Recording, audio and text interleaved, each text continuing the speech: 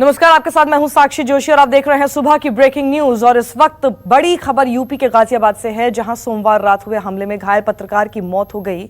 बता दें कि पत्रकार पर बदमाशों ने फायरिंग कर दी थी, जिसमें वो गंभीर रूप से घायल हो गए थे, जिसके बाद उन्हें अस्पताल में भर्ती कराया गया था।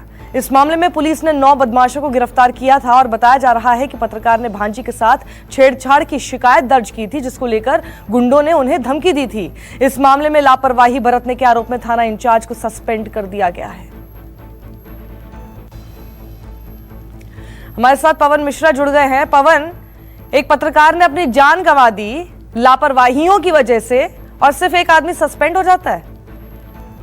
आपको याद होगा कि जब उत्तर प्रदेश में भाजपा की सरकार बनी थी तो खुद मुख्यमंत्री ने ये कहा कि अपराधी या तो सुधर जाए या फिर उत्तर प्रदेश छोड़कर चले जाए। लेकिन हम आपको आंकड़े बताते हैं, ये पहला मर्डर पत्रकार का नहीं है, ये 14वां मर्डर है। इससे पहले 13 और पत्रकारों पर या तो हत्या कर दिया गया या जानलेवा हमला किया गया। अब क्या ये चौकी इंचार्ज को सस्पेंड कर देने से क्या वो पत्रकार जिंदा वापस होकर के लौट के आ सकता है क्या? ऐसा नहीं। छेड़खानी का विरोध करना, इस बात की तहरीर जब स्थानीय विजयनगर थाने में दिया गया तो क्यों नहीं कार्रवाई की गई?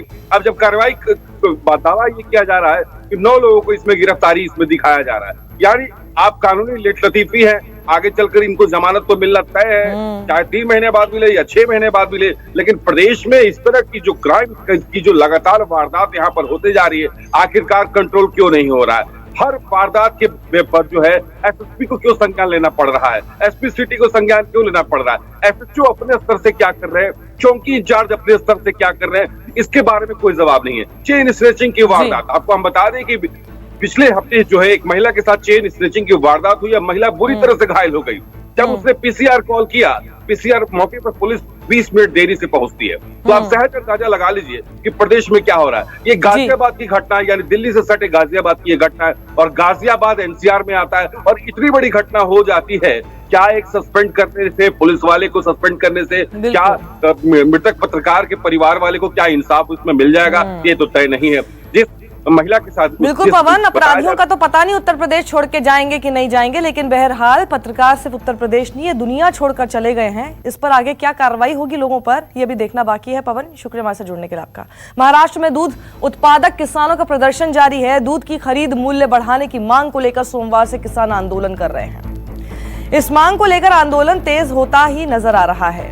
राज्य के अलग अलग हिस्सों में विरोध जताने के लिए किसान बड़ी मात्रा में दूध बहा रहे हैं। कहीं कहीं दूध के टैंकर्स और गाड़ियों पर भी किसानों का गुस्सा फूट रहा है। दूध उत्पादक किसान आज वीडियो कॉन्फ्रेंसिंग से जुड़ेंगे और मांग नहीं माने जाने पर वो नेताओं के घर के बाहर जाकर प्रदर्शन भी कर सकते हैं। केंद्र सरकार ने जो हजारों टन दूध पाउडर आयात करने का फैसला किया है, किसान उसे भी वापस लेने की मांग कर रहे हैं। विनोद जगदाले हमारे साथ इस वक्त जुड़ गए हैं। विनोद, आज इन सभी दूध किसानों की रणनीति क्या है?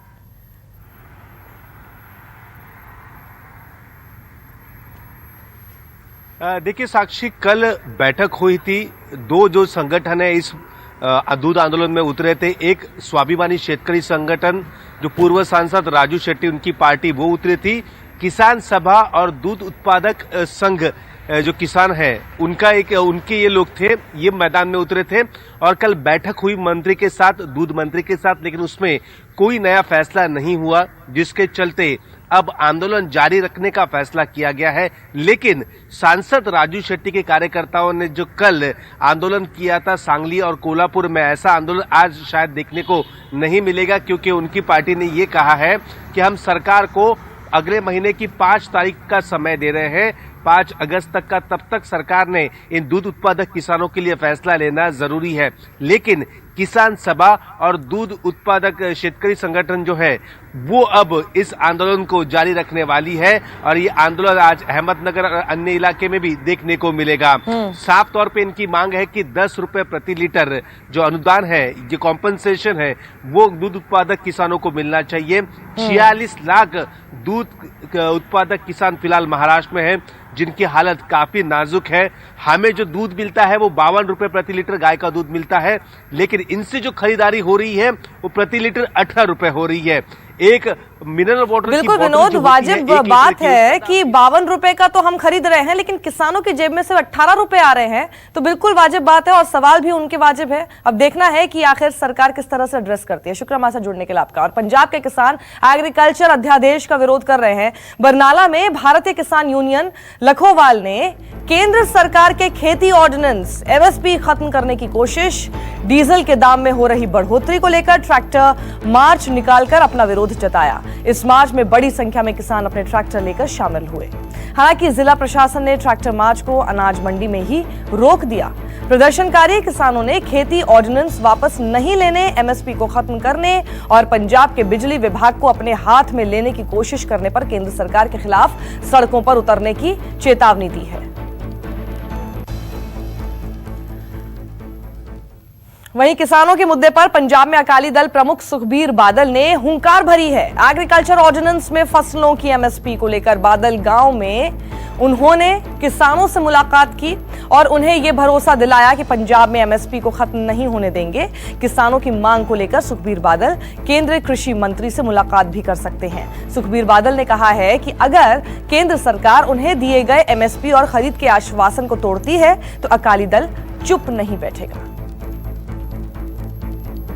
मेरे कोले श्रोमणी अकाली दल ਜਿਹੜੀ ਪਾਰਟੀ ਹੈ ਕਿਸਾਨਾਂ ਦੀ ਜਥੇਬੰਦੀ ਹੈ, ਜਿਵੇਂ ਤੁਹਾਡੀ ਕਿਸਾਨਾਂ ਦੀ ਜਥੇਬੰਦੀ ਹੈ, ਸ਼੍ਰੋਮਣੀ ਅਕਾਲੀ ਦਲ ਵੀ ਕਿਸਾਨਾਂ ਦੀ ਜਥੇਬੰਦੀ। ਪੂਰੀ ਜ਼ਿੰਦਗੀ ਅਸੀਂ ਕਿਸਾਨੀ ਵਾਸਤੇ ਲੜੇ ਆ ਤੇ ਮੈਂ ਇਹਨਾਂ ਨੂੰ ਇੱਕ ਸ਼ੋਰ ਕੀਤਾ ਕਿ ਤੁਹਾਡੀ ਜਿਹੜੀ ਗੱਲ ਹੈ ਉਹ ਮੈਂ ਸੈਂਟਰ ਦੀ ਜਿਹੜੇ ਵਜ਼ੀਰ ਹੈ, ਜਿਹੜੇ ਮੈਂ ਇਹਨਾਂ ਨੂੰ ਬੇਨਤੀ ਕੀਤੀ ਹੈ ਕਿਹੜੀ ਕਿਹੜੀਆਂ ਚੀਜ਼ਾਂ ਤੁਹਾਡੇ ਮਨ 'ਚ ਜਿਹੜੀ ਸ਼ੱਕ ਪਾਉਂਦੀਆਂ ਉਹ ਤੁਸੀਂ ਮੈਨੂੰ ਦੱਸ ਦਿਓ, ਲਿਖ ਕੇ ਦੇ ਦਿਓ। ਉਹ ਤੁਹਾਡੀ ਮੀਟਿੰਗ ਕਰਾ ਕੇ ਉਹਦਾ ਅਸੀਂ ਪੂਰਾ ਉਹਨਾਂ ਤੋਂ ਲਿਖ ਕੇ ਜਵਾਬ ਲੈਵਾਂਗੇ ਸਾਰਾ ਕੁਝ। ਮੈਂ ਪ੍ਰਧਾਨ ਜੀ ਨੂੰ ਇੱਕ ਗੱਲ ਜ਼ਰੂਰ ਕੀਤੀ ਹੈ ਕਿ ਜਦੋਂ ਤੱਕ ਮੈਂ ਪ੍ਰਧਾਨ ਹੈ ਸ਼੍ਰੋਮਣੀ ਅਕਾਲੀ ਦਲ ਦਾ, ਐਮਐਸਪੀ ਪੰਜਾਬ 'ਚ ਰਹੂਗੀ ਤੇ ਖਰੀਦ ਰਹੂਗੀ। हमारे साथ विशाल अंग्रेज जुड़ गए हैं। विशाल, सुखबीर बादल का यह कहना कि मैं चुप नहीं बैठूंगा, इसका मतलब क्या हुआ कि अगर उनकी बात नहीं मानी गई, क्या वो इनके साथ धरने पे उतर जाएंगे या फिर गठजोड़ तोड़ सकते हैं? बिल्कुल ही साक्षी, उन्होंने साफ और स्पष्ट भी कर दिया था कि केंद्रीय मंत्री जो कृषि मंत्री हैं उन्होंने भी बार बार कहा है कि एमएसपी हटाई नहीं जा रही है। और वहीं पर अकाली दल द्वारा आरोप भी लगाया जा रहा है कि कांग्रेस इसके पीछे राजनीति कर रही है और यही कारण है कि सारे प्रदेश में आज जो किसान है, चाहे वो अलग अलग यूनियन है, चाहे किसान यूनियन लखोवाल है या राज्यवाला जो दूसरे संगठन है, वो लगातार ही सड़कों के ऊपर भी उतरे हुए हैं और उन्होंने अपना प्रोग्राम भी बनाया हुआ है कि हर एक जो सांसद है उसके घर का घेराव भी किया जाएगा। और इसी के चलते कल जो कई किसान यूनियनों के जो लोग थे उन्होंने सुखबीर बादल और जो केंद्रीय मंत्री हैं हरसिमरत कौर बादल के साथ कल मुलाकात भी की थी। और उसके बाद सुखबीर बादल ने बयान भी दिया था कि यदि सबसे पहले कुर्बानी देनी पड़ी तो श्रोमणी अकाली दल ये कुर्बानी देगा और किसानों के मुद्दे के ऊपर पीछे नहीं हटेगा। और वहीं पर उन्होंने ये भी साफ कर दिया कि जो आने वाला सेशन है, सेशन में ये मुद्दा जोर शोर से उठाया जाएगा। किसानों के बारे में जो भी ऑर्डिनेंस सरकार द्वारा लाए जा रहे हैं, चाहे वो बिजली के बारे में हो, चाहे एमएसपी के बारे में हो, जिसमें से कहा जा रहा है कि मंडियों को खत्म किया जाएगा, जैसी चर्चाएं पंजाब में लगातार चल भी रही हैं। और यही कारण है कि किसान सड़कों के ऊपर उतरे भी हुए हैं। और इसके बाद जिस तरह से पूरी रणनीति श्रोमणी अकाली दल ने भी तैयार कर ली है, कांग्रेस द्वारा जो उनके एमपीज हैं वो इस मुद्दे को जोर शोर से उठाएंगे, क्योंकि 2022 में पंजाब का चुनाव होना है और आज से ही चुनाव की हुंकार भी भर दी गई है अलग अलग। जी विशाल, शुक्रिया इस जानकारी के लिए आपका। और पीएम मोदी आज अमेरिका भारत व्यापार परिषद यानी USIBC के इंडिया आइडियाज समिट को संबोधित करेंगे। परिषद के गठन की 45वीं वर्षगांठ पर सुबह 8:50 से रात 12 बजे तक वीडियो कॉन्फ्रेंसिंग से शिखर सम्मेलन चलेगा। इस दौरान कोरोना महामारी के बाद की दुनिया में भारत अमेरिका सहयोग और उनके संबंधों पर चर्चा होगी। इस साल के इंडिया आइडियाज समिट का विषय बेहतर भविष्य का निर्माण है। इस सम्मेलन को पीएम मोदी रात 9 बजे संबोधित करेंगे। और आज से वायुसेना के शीर्ष कमांडर्स की 3 दिवसीय कॉन्फ्रेंस शुरू हो रही है। देश की वायु सुरक्षा व्यवस्था की गहराई से समीक्षा करने के लिए दिल्ली में होने वाली इस कॉन्फ्रेंस में राफेल की लद्दाख में तैनाती पर फैसला किया जा सकता है। इस महीने के अंत तक देश को फ्रांस से लड़ाकू विमान राफेल की पहली खेप मिलने वाली है। Air chief marshal RKS Bhadauria की अध्यक्षता में होने वाली इस कॉन्फ्रेंस में वायुसेना के सभी 7 कमांडर इन चीफ भी शामिल होंगे। रक्षा मंत्री राजनाथ सिंह भी इस कॉन्फ्रेंस को संबोधित कर सकते हैं। हमारे साथ हमारे एसोसिएट एडिटर अमित कुमार इस वक्त जुड़ गए हैं। अमित, क्या खबर मिल पा रही है? ये बहुत महत्वपूर्ण और खास करके ऐसे परिस्थिति में बहुत ही महत्वपूर्ण ये बैठक होने वाली है। जो ये कॉन्फ्रेंस है, सही मायने में देखिए तो उसका जो विषय है जो रखा गया है कि अगले दशक में वायुसेना कैसी होगी, उस मुद्दे को लेकर पूरी चर्चा होगी।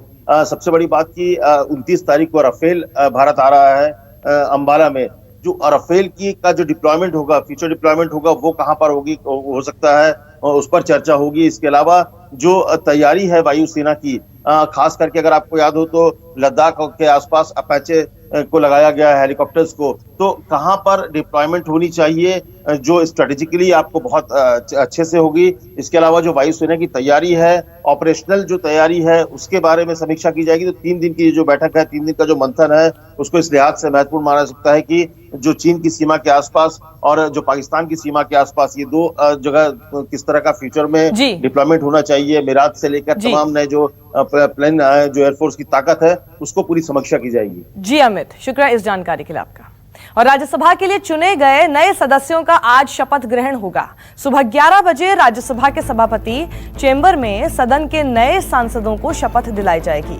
बता दें कि 20 राज्यों से 62 सदस्य राज्यसभा के लिए चुने गए हैं। आज जो सदस्य शपथ लेने वाले हैं, बीजेपी के ज्योतिरादित्य सिंधिया, कांग्रेस के दिग्विजय सिंह, मल्लिकार्जुन खड़गे और शिवसेना की प्रियंका चतुर्वेदी। जो सदस्य आज शपथ लेने नहीं आ पाएंगे, उन्हें सत्र के दौरान शपथ दिलाई जाएगी।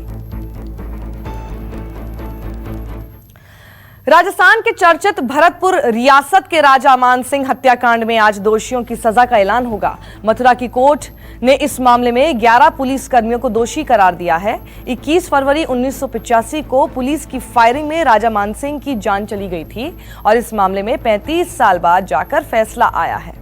इस दौरान केस की 1700 तारीखें पड़ी हैं, 20 जज बदले गए हैं। इसके अलावा 30 वकील भी बदले गए। अब बात कोरोना की। बिहार में कोरोना कहर ढा रहा है। यहां इससे संक्रमित बीजेपी MLC सुनील कुमार सिंह की जान चली गई। पटना के एम्स में उनका इलाज चल रहा था। उनके निधन पर सीएम नीतीश कुमार और डिप्टी सीएम सुशील कुमार मोदी ने दुख जताया है। बता दें कि बिहार में कोरोना संक्रमितों की संख्या बढ़कर 28,564 पर पहुंच गई है, जबकि 210 लोगों की जान जा चुकी है।